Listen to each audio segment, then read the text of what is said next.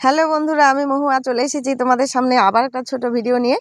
তো দেখো, আমি তখন বলেছিলাম আজকে তো হচ্ছে যীশু খ্রিস্টের জন্মদিন, আজকে সব ছুটি, ন্যাশনাল হলিডে। তো আজকে আমি ভেবেছিলাম যে আজকে কোথাও না কোথাও ঘুরতে যাব। তো সেটা হচ্ছে তোমাদের সঙ্গে আমি শেয়ারই করব, যেখানে যাই না কেন। তো ভাবলাম যে আমি তো রোজ দিন ওই জঙ্গলে যাই, তো আজকে আর জঙ্গলে নয়, অন্য কোথাও বাইরে। তো দেখো এই যে মাঠ, সব এগুলো সব ধানের জমি, এখন তো ধান নেই, তো ধানের মাঠ পড়ে আছে জমিগুলো।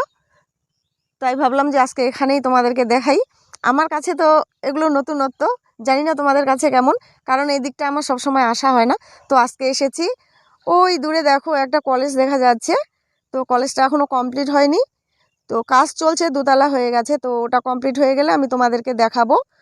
জায়গাটা প্রপার না যদিও, কিন্তু ওর তার জমির মাঝখানেই কলেজটা হচ্ছে, তো হয়ে যাবে প্রপার। তো হচ্ছে আমি ভাবলাম যে না, তোমাদের সঙ্গে এই নতুন জায়গাটাকে আমি শেয়ার করি। আর হচ্ছে প্রতিদিন ওই জঙ্গলের ভিতরে, তো তোমরা এই মাঠগুলো দেখে জানো তো, আমার একটা কথা মানে খুব মনে পড়ছে।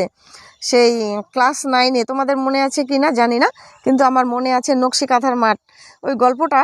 এই ধানের জমিগুলো দেখে না কেন জানি আমার মনে হচ্ছে যে গল্পটার সঙ্গে ওই যে নকশি কাঁথার মাঠের গল্পটা আর এই ধানের জমিগুলো দেখে আমার কিন্তু মনে পড়ে গেল যে না, নকশি কাঁথার মাঠ সেটা একটা প্রেম কাহিনী ছিল।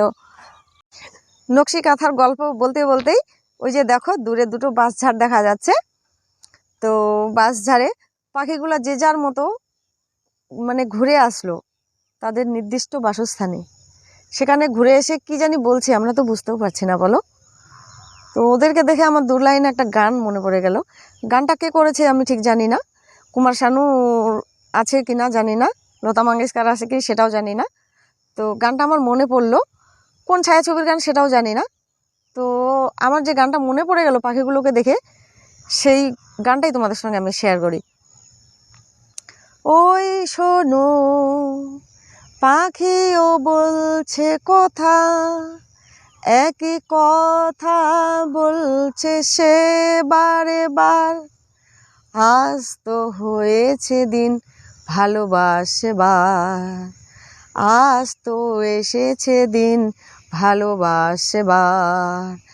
ওই শোনো, পাখিও বলছে কথা, একই কথা বলছে সে বারে বার। আজ তো এসেছে দিন ভালোবাসবার। ওই শোনো।